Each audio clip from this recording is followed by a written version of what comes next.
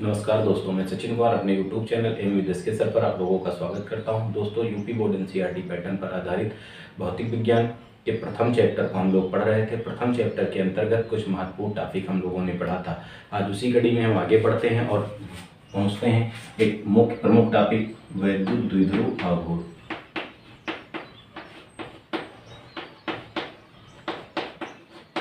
वैद्युत द्विध्रुव, तो वैद्युत द्विध्रुव के बारे में बताया गया। द्वि का मतलब दो, ध्रुव का मतलब सिरे, अर्थात जिसमें दो सिरे हों। ठीक, तो आवेश की बात हम करते हैं कि जैसे अर्थात हम दूसरे शब्दों में ये कह सकते हैं वैद्युत द्विध्रुव होता है जैसे आपका हमने कोई तत्व ले लिया NaCl, इसकी बॉन्ड ब्रेकिंग हुई, ये बनाया Na+ और Cl-, अर्थात यहाँ पर Na पर कौन सा आवेश आया, धन आवेश आया, और Cl पर कौन सा आवेश आया, ऋण आवेश आया। अर्थात सोडियम के पास एक इलेक्ट्रॉन की कमी है और क्लोरीन के पास एक इलेक्ट्रॉन की क्या है, अधिकता है। परिमाण देखा जाए तो परिमाण समान है, एक इलेक्ट्रॉन।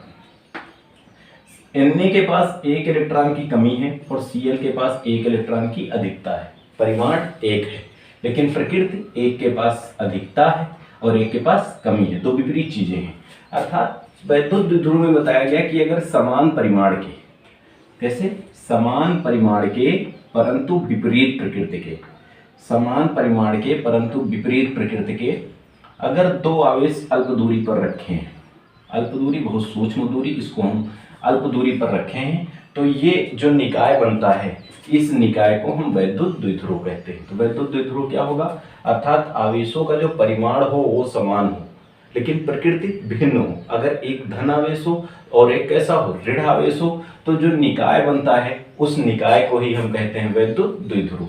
ठीक, अर्थात अब परिभाषा इसकी हम क्या कह सकते हैं कि समान परिमाण के परंतु विपरीत प्रकृति के दो अल्प दूरी पर रखे आवेश एक निकाय की रचना करते हैं और इसी निकाय को हम क्या कहते हैं, वैद्युत द्विध्रुव कहते हैं। परिमाण मीन्स क्या होता है, मात्राएं। जैसे एक है, जहां से कहा गया इसके पास दो इलेक्ट्रॉन है, +2e है इसका आवेश, या कहा गया इसका आवेश +2 कूलम है और इसका आवेश कितना है, -2 कूलम है। अब देखा जाए दो बिंदु हैं, एक का आवेश आपका +2 है, 2 है, यहाँ पर इसका भी आवेश 2 है, लेकिन एक पर कैसा आवेश है, धन आवेश, और एक पर कैसा आवेश है, ऋण आवेश। तो ये जो निकाय बनाते हैं, इसी निकाय को हम क्या बनाते हैं, सिस्टम जो बनाते हैं, इसी सिस्टम को हम वैद्युत द्विध्रुव कहते हैं। और वैद्युत द्विध्रुव क्या हुआ, अर्थात समान परिमाण परंतु विपरीत प्रकृति के दो अल्प दूरी पर रखे आवेश एक निकाय की रचना करते हैं और वही निकाय हमारा वैद्युत द्विध्रुव कहलाता है। ठीक, जैसे उदाहरण के लिए हम कह सकते हैं, जैसे NaCl हो गया आपका, H2O हो गया, ठीक, NaCl, H2O, ये सब क्या बनाते हैं, वैद्युत द्विध्रुव बनाते हैं।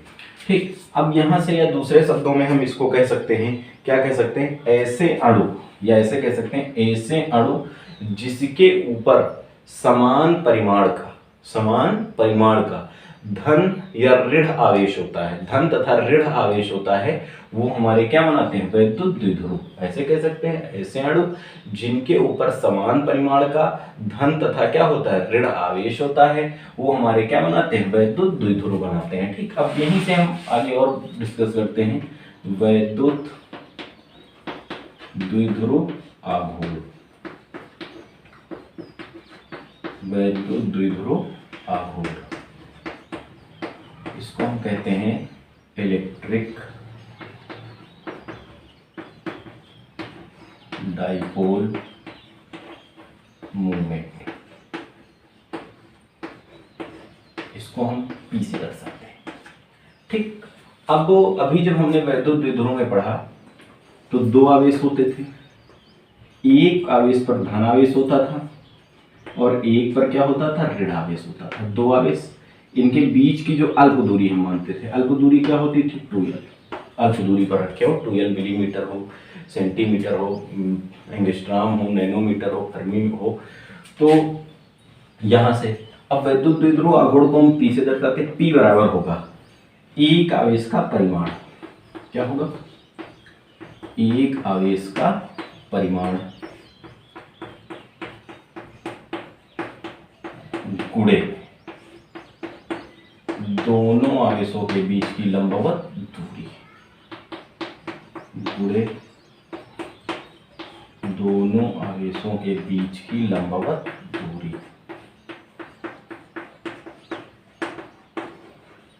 ठीक, तो P बराबर एक आवेश का परिमाण कितना हो गया Q, दोनों में से एक आवेश का ले लिया परिमाण Q, और दोनों के बीच की दूरी कितनी हो गई, अल्प दूरी 2L।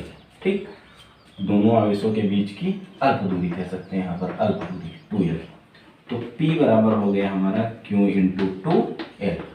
ये हमारा क्या कहलाएगा, वैद्युत द्विध्रुव आघूर्ण कहलाएगा। ठीक, तो वैद्युत द्विध्रुव आघूर्ण क्या होगा, दोनों आवेशों में से किसी एक आवेश का परिमाण, या ऐसे कह सकते हो एक आवेश का परिमाण, या ऐसे कह सकते हो आवेश का परिमाण तथा दोनों आवेशों के बीच की अल्प दूरी का जो गुणनफल होता है, वही गुणनफल हमारा क्या कहलाता है, वैद्युत द्विध्रुव आघूर्ण कहलाता है। ठीक, जैसे कह सकते हैं कि दोनों आवेशों में से एक आवेश का परिमाण तथा दोनों आवेशों के बीच की अल्प दूरी का जो गुणनफल होता है, वही गुणनफल हमारा क्या कहलाता है, वैद्युत द्विध्रुव आघूर्ण कहलाता है। अगर हम इस वैद्युत द्विध्रुव आघूर्ण के मात्रक की बात करते हैं, तो मात्रक क्या होगा भाई, क्यों है आवेश, और आवेश का मात्रक होता है कूलम, आवेश का मात्रक होता है कूलम, और 2L हमारी है बीच की दूरी, और दूरी का मात्रक होता है मीटर, तो इसका मात्रक हो जाएगा हमारा कूलम मीटर। ठीक, अगर हम बीमीय सूत्र की बात करेंगे,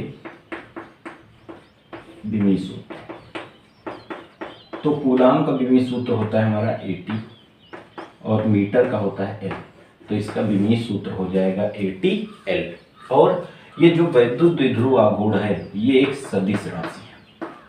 ये कैसी राशि है, यह एक सदिश राशि है, और इसकी जो दिशा होती है वो होती है ऋणावेश से धनावेश की ओर।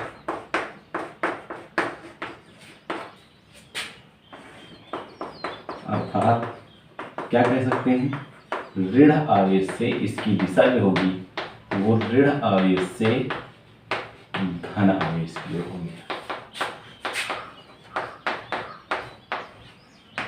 ठीक, इसकी जो दिशा होगी कैसे होगी, ऋण आवेश से धन आवेश की ओर होगी। ठीक, तो वैद्युत द्विध्रुव समान परिमाण परंतु विपरीत प्रकृति के दो अल्प दूरी पर रखे आवेश एक निकाय बनाते हैं, और इसी निकाय को हम क्या कहते हैं, वैद्युत द्विध्रुव कहते हैं। वैद्युत द्विध्रुव आघूर्ण में दोनों आवेशों में से एक आवेश का परिमाण तथा दोनों आवेशों के बीच की जो अल्प दूरी होती है, उसका जो गुणनफल होता है, वही गुणनफल हमारा क्या कहलाता है, वैद्युत द्विध्रुव आघूर्ण कहलाता है। इसको हम P से भी दर्शाते हैं, और वैद्युत द्विध्रुव आघूर्ण P बराबर होता है एक आवेश का परिमाण गुणे दोनों आवेशों के बीच की अल्प दूरी। अर्थात यहाँ से एक आवेश का परिमाण हो गया Q, और दोनों आवेशों के बीच की दूरी कितनी हो गई, 2L। तो P बराबर कितना हो जाता है, 2QL। मात्रक, इसका मात्रक होता है कूलम मीटर, क्यों आवेश, आवेश का मात्रक कूलम, 2L दूरी, दूरी का मात्रक मीटर।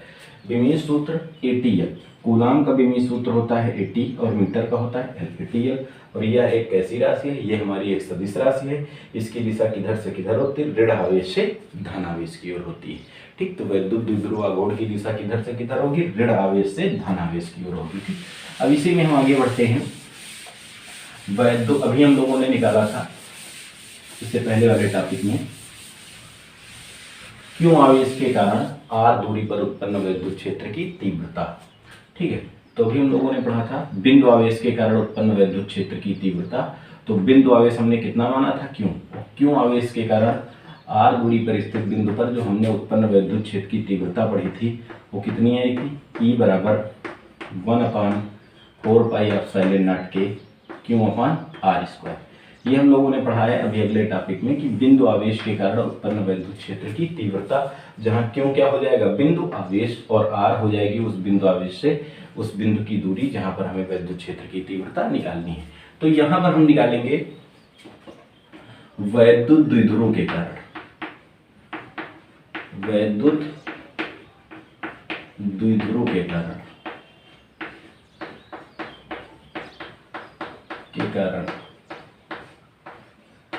उत्पन्न वैद्युत क्षेत्र की तीव्रता, उत्पन्न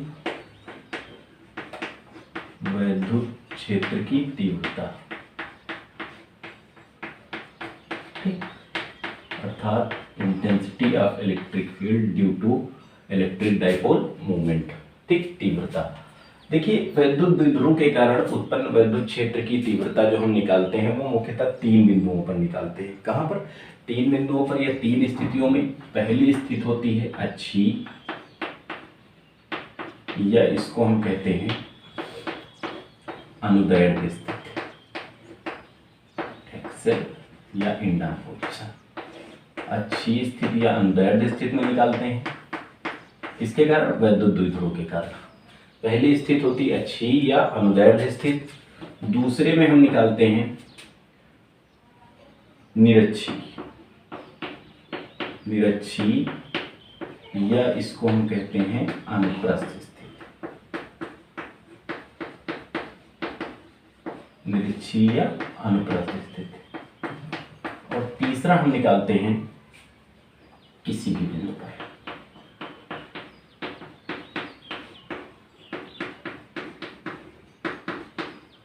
ठीक, तो वैद्युत द्विध्रुव के कारण उत्पन्न वैद्युत क्षेत्र की जो तीव्रता होती है वो हम मुख्यतः कितनी तरीके से निकालते हैं?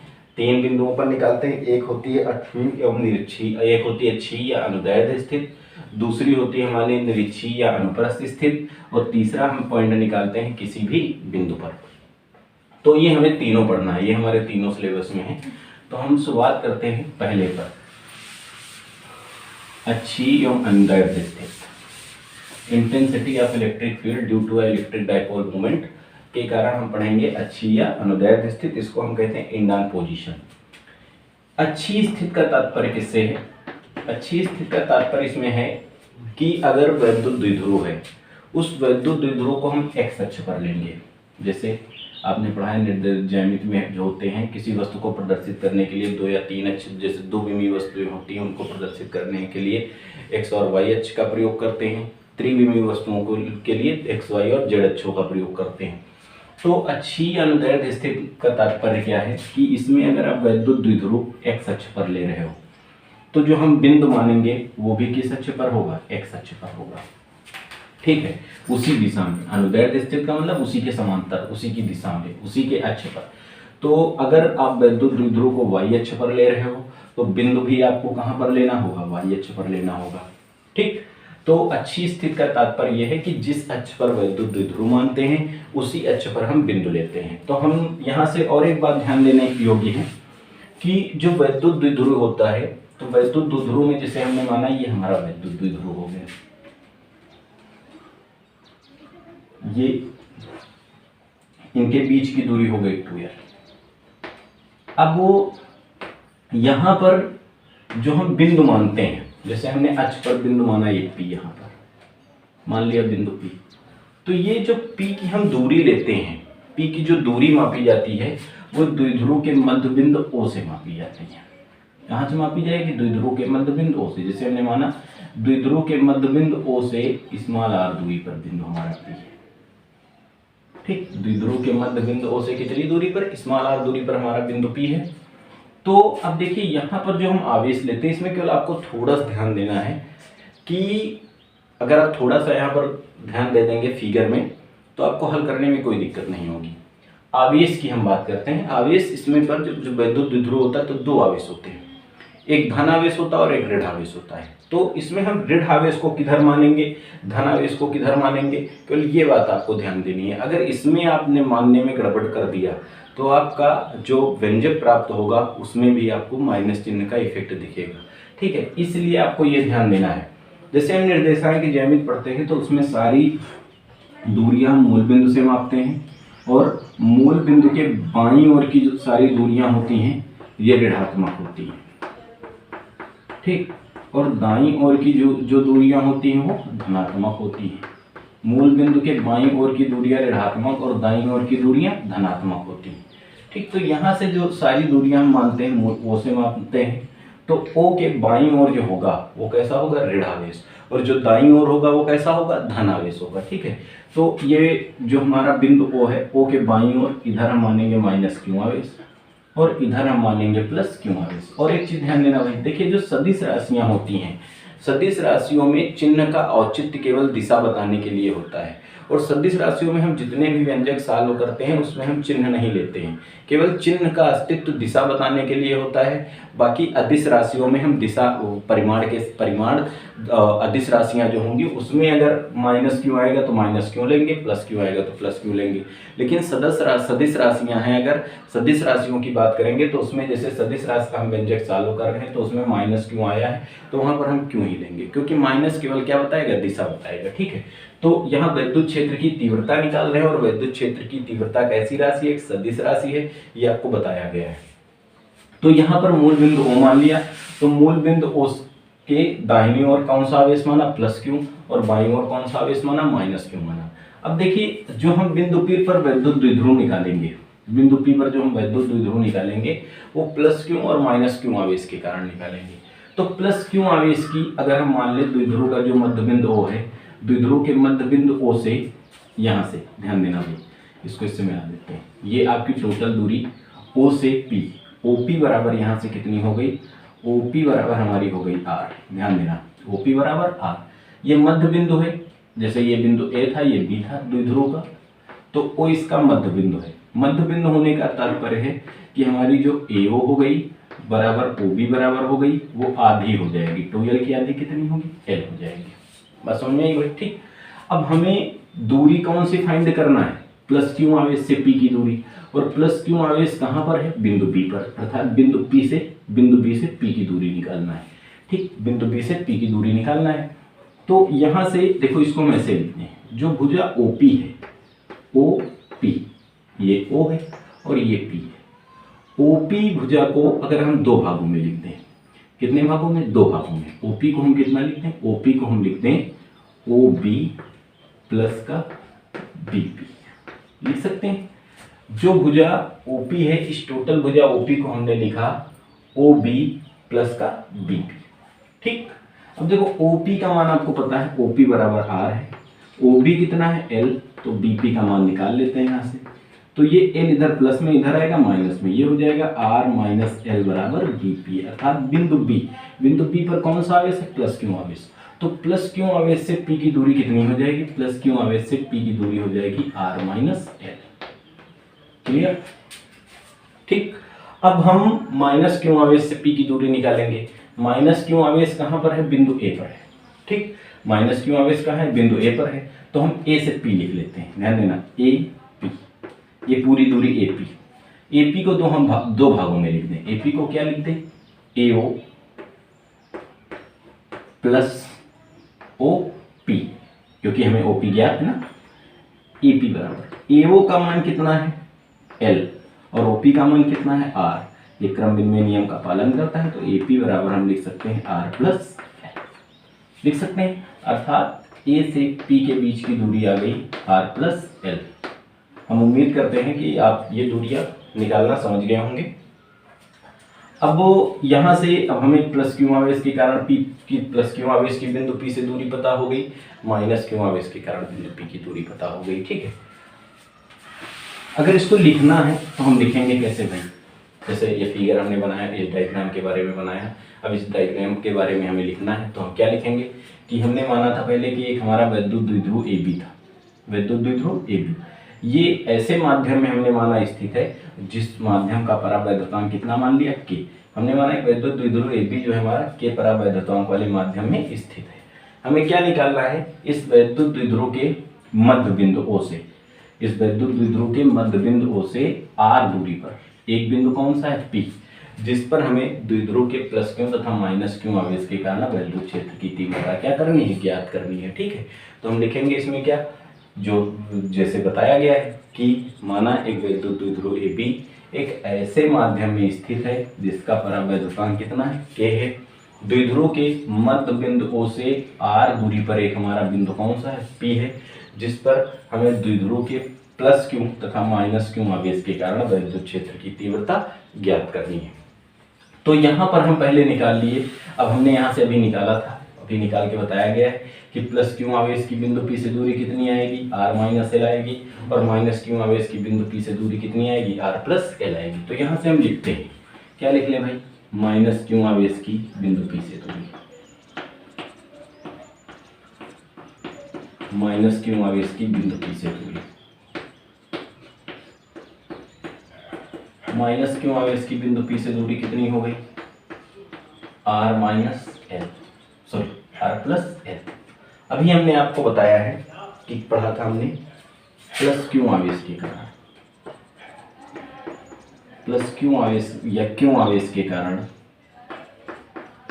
r दूरी पर स्थित बिंदु पर विद्युत क्षेत्र की तीव्रता E बराबर कितनी पढ़ी थी हम लोगों ने, E बराबर 1/4 pi epsilon not Q upon r square पढ़ा था। E बराबर हम लोगों ने पढ़ा था 1/4 pi epsilon not Q upon r square. ये क्यू आवेश के कारण r दूरी पर उत्पन्न विद्युत क्षेत्र की तीव्रता थी। तो यहाँ पर माइनस क्यू आवेश है, माइनस क्यू आवेश की बिंदु P से दूरी कितनी, r प्लस एल, इसलिए हम लिख लें भाई माइनस क्यू आवेश के कारण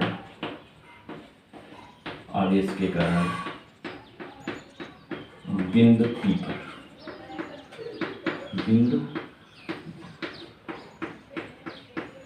पर उत्पन्न विद्युत क्षेत्र की तीव्रता, बिंदु P पर उत्पन्न विद्युत क्षेत्र की तीव्रता माइनस क्यू आवेश के कारण बिंदु P पर उत्पन्न विद्युत क्षेत्र की तीव्रता, इसी सूत्र से देखो क्या हो जाएगी। अब देखिए यहाँ पर E लेते थे, लेकिन यहाँ पर दो आवेशों के कारण निकाल रहे हैं, माइनस क्यू के कारण भी निकाल रहे हैं, प्लस क्यू के कारण भी निकाल रहे हैं, इसलिए यहाँ पर जो है हम क्या करेंगे, आवेश वो E1 और E2 दर्शाएंगे, क्योंकि दो चीजें हैं, ठीक है। तो E1 जैसे एक ही क्लास में एक नाम के दो बच्चे होते हैं तो किसी को फर्स्ट और किसी को सेकंड कह दिया जाता है, वैसे ही अब हम इसको लिखेंगे E1 बराबर 1/4 पाई एप्सिलॉन नॉट के क्यू अपान कितना, दूरी यहाँ r थी, यहाँ कितनी है, r प्लस एल, ये हो जाएगा r प्लस एल का होल स्क्वायर। E1 बराबर 1/4 पाई एप्सिलॉन नॉट के क्यू अपान r प्लस एल का होल स्क्वायर। ठीक, यहाँ पर आप कह सकते हो कि ये जी यहाँ माइनस क्यू था, आपने यहाँ प्लस क्यू लिया। इसका क्या तात्पर्य है, क्योंकि विद्युत क्षेत्र की तीव्रता कैसी राशि है, सदिश राशि है, और सदिश राशियों में हम केवल परिमाण लेते हैं, चिन्ह नहीं लेते हैं, ठीक है। वो केवल माइनस चिन्ह दिशा बताता है। अब ध्यान देना है, यहाँ पर विद्युत क्षेत्र की तीव्रता सदिश राशि है, बिंदु P पर आप निकाल रहे हो, ठीक। अब इसकी दिशा देखिए हम कैसे निकालते हैं, माइनस क्यू आवेश के कारण निकाल रहे हैं। तो जिस आवेश के कारण निकालते हो और जिस बिंदु पर निकालते हो, उस बिंदु पर हम विपरीत आवेश की कल्पना करेंगे, ये ध्यान देना। जैसे ए पर कौन सा आवेश है, माइनस क्यू, निकाल कहाँ रहे हो, P पर, तो P पर आप किसकी कल्पना करेंगे कि इसका मतलब P पर हमारा प्लस आवेश होगा, ठीक। कौन सा आवेश होगा, प्लस। तो अब ध्यान देना, जो विद्युत क्षेत्र की तीव्रता है वो एक सदिश राशि है, और उसकी दिशा जो होती है वो प्लस आवेश से माइनस आवेश की ओर होती है। प्लस से किधर होगी, माइनस की ओर।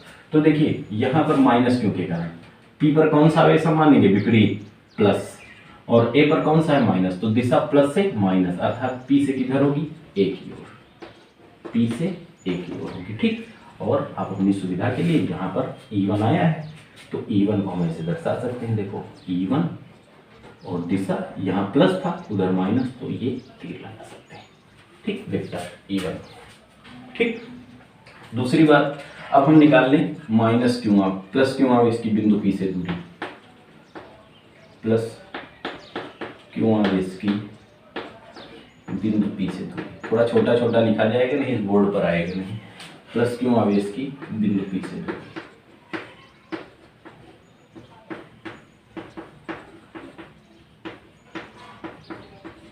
कितनी है आपकी, r माइनस एल, ठीक। इसलिए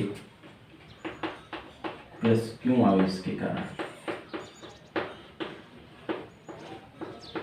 प्लस क्यू आवेश के कारण बिंदु P पर उत्पन्न विद्युत क्षेत्र की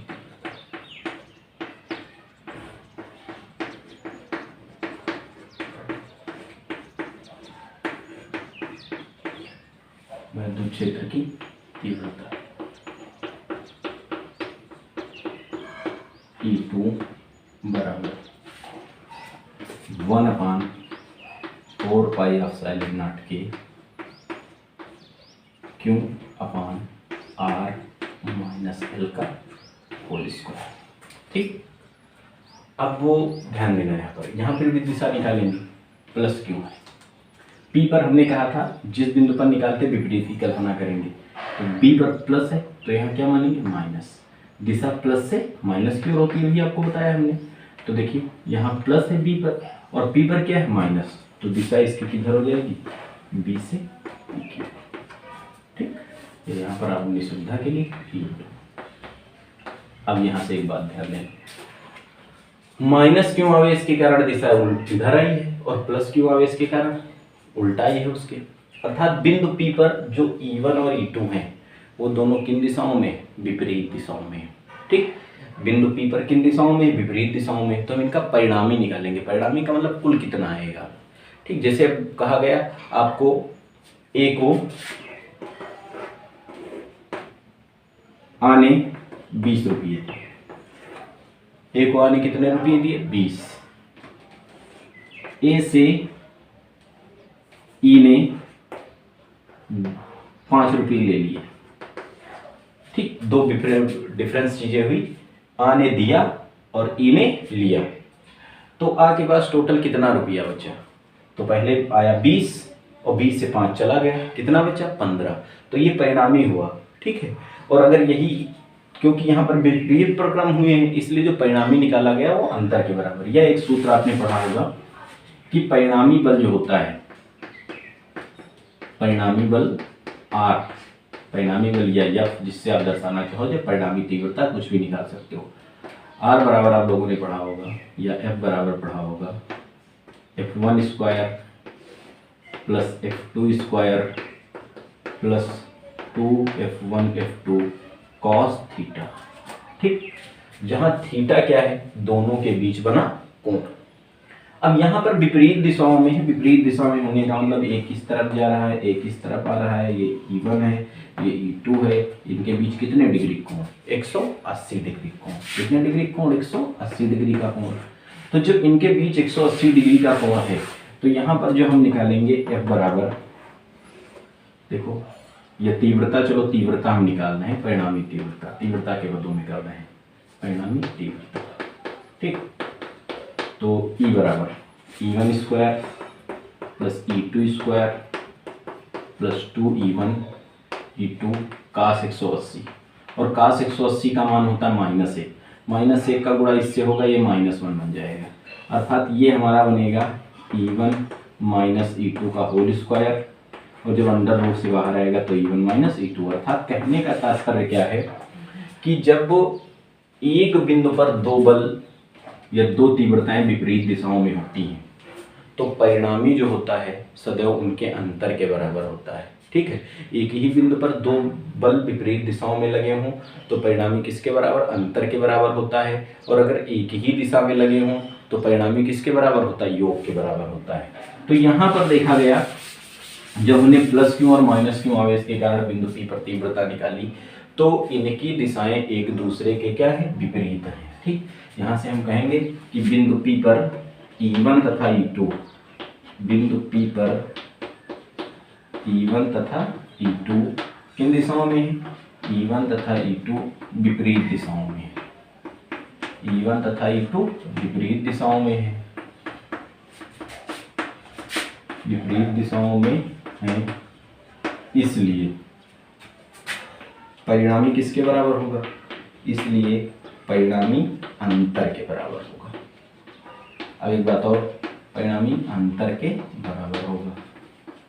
ठीक, अंतर के बराबर होगा, इसलिए परिणामी तीव्रता, इसलिए परिणामी तीव्रता हम निकालेंगे E से दर्शाएंगे। तो परिणामी तीव्रता E बराबर, ध्यान देना इसमें दो चीजें हैं, एक आपका E1 है और एक E2 है। याद कुछ नहीं करना है, केवल समझना है। जो परिणामी निकालेंगे वो सदैव हम अधिक से कम को घटाएंगे। बड़े से छोटे को घटाएंगे। अब इसमें कौन बड़ा है कौन छोटा है, ये बात सोचने योग्य है। देखो यहाँ से कहीं कहीं आप देखेंगे कोई E1 माइनस E2 लिखता है, कोई E2 माइनस E1 लिखता है, तो उसका अपना फंडा है। अगर किसी ने पहले प्लस क्यों के कारण निकाला है तो उसको E1 कहा है, माइनस क्यों का कारण निकाला तो उसे E2 कहा है। तो यहाँ पर ध्यान देना, दोनों देखा जाए तो दोनों के अंश समान है, दोनों के अंश समान है। इसमें हर किसका बड़ा है, E1 का हर बड़ा है। E1 का क्या है, हर बड़ा है E2 की तुलना में। क्या यहाँ पर देखो क्यों बड़ा है, क्योंकि यहाँ R प्लस एल, ठीक, यहाँ R माइनस एल है, यहाँ R में कुछ जुड़ेगा और यहाँ R में कुछ घटेगा, तो जहाँ घटेगा वहाँ कम होगा, अर्थात E2 का हर छोटा है। अब जैसे हमने दो भिन्ने लिखा, एक भिन्न लिखा 1/2, एक लिखा भिन्न 1/4। इसमें हम तुमसे पूछे कौन सी भिन्न बड़ी है, तो जब अंश समान होते हैं तो जिस भिन्न का हर छोटा होता है, अंश समान होने पर जिस भिन्न का हर क्या होता है, छोटा होता है, वो भिन्न सदैव बड़ी होती है। तो 1/2 बड़ा है और 1/4 छोटा है, ठीक है। तो वही बात देखा जाए, यहाँ पर अंश समान है, हर की बात करते हैं तो E1 का हर R प्लस एल है और E2 का हर R माइनस एल है।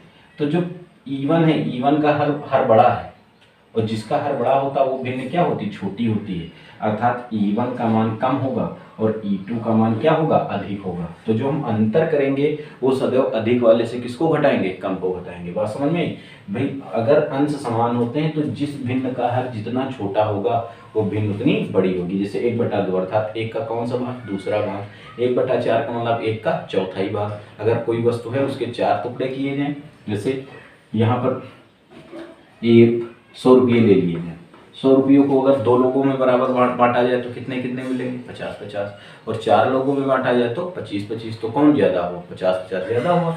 तो वही बात यहाँ पर, जिसका हर छोटा होगा वो भिन्न क्या होगी, बड़ी होगी। तो यहाँ पर E2 का हर छोटा है, इसलिए E2 क्या है, बड़ी।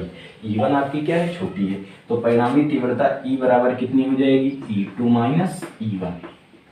परिणामी तीव्रता आपकी क्या हो जाएगी, E2 माइनस E1। निकाल लो भाई यहाँ से, इसलिए E बराबर E2 की वैल्यू रखेंगे, E2 का मान रख दो, इसे मान लो समीकरण 1 और इसे मान लो समीकरण 2। समीकरण 1 और 2 से मान रखने पर, समीकरण 1 तथा 2 से मान रखने पर,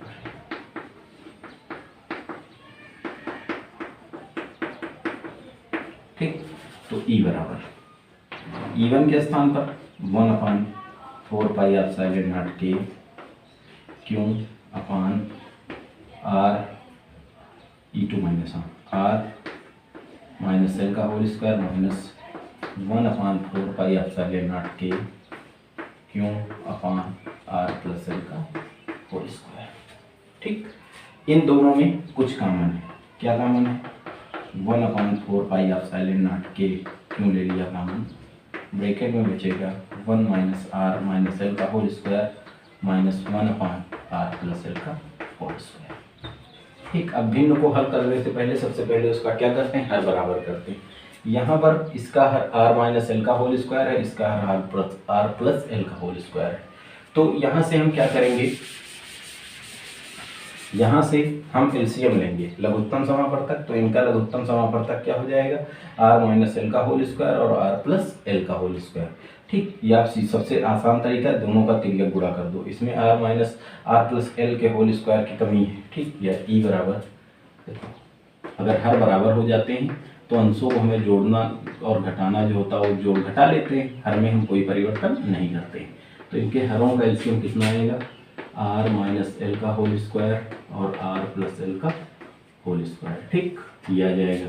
अब देखो हर बराबर करेंगे, इसके पास R प्लस एल के होल स्क्वायर की कमी है, इसमें गुणा कर दिया R प्लस एल का होल स्क्वायर माइनस, इसके पास किसकी कमी है, R माइनस एल के होल स्क्वायर की, इसमें कर दिया R माइनस एल के होल स्क्वायर से गुणा, ठीक। तो इसको हम लिख सकते हैं E बराबर 1/4 पाई एप्सिलॉन नॉट K क्यों, इसको ऐसे लिख दो, मतलब bracket R minus L R plus L इसका होल स्क्वायर, ठीक। यहाँ A प्लस B का whole square, A plus B का होल स्क्वायर आपको पता है कि A प्लस बी का होल स्क्वायर बराबर क्या होता है A square plus B square plus 2ab। A minus B का होल स्क्वायर क्या होता है A square minus B square A square plus B square minus 2ab। और आपका ए प्लस बी और ए माइनस बी बराबर क्या होता है A square minus B square. ये तीनों फार्मूले यहाँ पर यूज होंगे। देखो पहले आपका लगेगा ए प्लस बी का होल स्क्वायर, ए के स्थान पर आर है और बी के स्थान पर क्या है, तो क्या लिखेंगे हम R square plus L square plus 2r L, ठीक, माइनस ए माइनस बी का whole square R square plus L square minus 2r L, ठीक है। अब वो यहाँ से ध्यान देना ई बराबर 1/4πε0 के क्यों। नीचे देखिए ये a minus B A plus B अभी बताया, a minus B A plus B बराबर क्या होता है A square minus B square, अर्थात ये आ जाएगा R square minus L square, इस पूरे का होल स्क्वायर बन जाएगा ये होल स्क्वायर, ठीक। ये हो जाएगा आपका R square plus L square plus 2rl। यहाँ पर माइनस है, जब ब्रैकेट खुलेगा तो अंदर चिन्ह बदल जाएंगे, जो प्लस वाला है वो माइनस बन जाएगा, माइनस वाला प्लस, तो प्लस आर स्क्वायर क्या बनेगा minus R square plus L square minus L square और माइनस 2rl प्लस 2rl। अब ध्यान देना भाई ये यहाँ पर माइनस आर स्क्वायर है प्लस आर स्क्वायर, ये घट जाएगा इससे, ठीक। यहाँ पर ये प्लस का देखिए कटना भी दो प्रकार का होता है, एक जब हम बराबर में काटते हैं तो इसका मतलब घटा है जिसकी वैल्यू 0 आएगी, और एक ऊपर से हम नीचे करके काटते हैं इसका मतलब भाग दे रहे हैं, इसका मान 1 आता है। ये दो चीज़ें ध्यान रखना, जब बराबर में हम काटेंगे आमने सामने तो यहाँ का मतलब घटना होता है और ये 0 आता है, जब ऊपर नीचे रख के काटते हैं तो इसका मतलब भाग देना होता है, इसका 1 आता है, ठीक। इसमें लोग कंफ्यूज हो जाते हैं कि कहीं कहीं पर ये 0 लिख दिया गया, कहीं कहीं पर 1 लिख दिया गया, तो यहाँ घटाया जा रहा है, ठीक। यहाँ पर प्लस एल स्क्वायर, यहाँ माइनस एल स्क्वायर, ई बराबर 1/4πε0 के क्यूब। देखो ये 2rl है, 2rl है, 2rl 2rl 4rl हो जाएगा, और ये R square minus L square का होल स्क्वायर। अब एक बात ध्यान देना भाई, यहाँ से देखिए जो 2l दूरी ली थी वो हमारी अल्प दूरी थी। 2l दूरी कितनी थी, अल्प थी, पहले ही शुरुआत में माना गया था। तो 2l का आधा करोगे यल तो ये और अल्प हो जाएगी, बहुत कम अर्थात 1 से छोटी। और आप जानते हो कि 1 से कोई भी छोटी संख्या है, जैसे 0.1, इसका अगर हम वर्ग करेंगे तो 0.1 का वर्ग करेंगे, 0.1 का मतलब 1/10, और जब इसका हम वर्ग करेंगे तो आएगा 0.01 अर्थात 1/100। अर्थात कहने का तात्पर्य क्या है, अगर कोई संख्या 1 से छोटी होती है तो उसका वर्ग और घन करने पर वो क्या होती है, और भी छोटी हो जाती है। उसका वर्ग करते हैं तब और भी छोटी हो जाएगी, घन करेंगे तो और भी छोटी हो जाएगी, ठीक। तो L2l अल्प राशि थी, अल्प दूरी थी, यल और भी अल्प दूरी होगी, अतः यल स्क्वायर क्या होगी, और भी छोटी हो जाएगी। अतः इसे हम क्या करेंगे, नगण्य मान के एल स्क्वायर को क्या करेंगे, छोड़ देंगे, ठीक। यहाँ से हम क्या कहेंगे, आर की तुलना में ऐसे कह देंगे, आर की तुलना में यल छोटा है,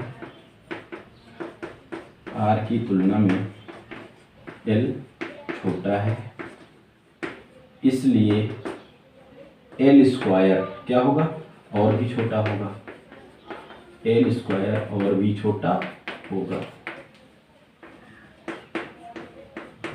अतः इसे छोड़ दें, अतः इसे का मतलब अतः एल स्क्वायर को छोड़ दें,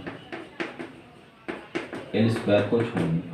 ई बराबर 1/4πε0 के, ठीक, क्यों इंटू 4rl अपान, यहाँ से एल स्क्वायर अगर हम छोड़ देंगे तो आर स्क्वायर, ये एल स्क्वायर छोड़ जाएगा, दोहरी घातें हो जाती है, और दोहरी घातों का क्या हो जाता है, गुणा हो जाता है, आपने पढ़ा है, दोहरी घातों का गुणा हो जाएगा। एल स्क्वायर छूटेगा तो आर स्क्वायर इसका होल स्क्वायर हो जाएगा, और जब दोहरी घातों का क्या गुण होता है, गुणा, तो आर स्क्वायर और आर स्क्वायर ये टोटल बन जाएगा आर की पावर 4, ठीक, टोटल बन जाएगा आर की पावर 4।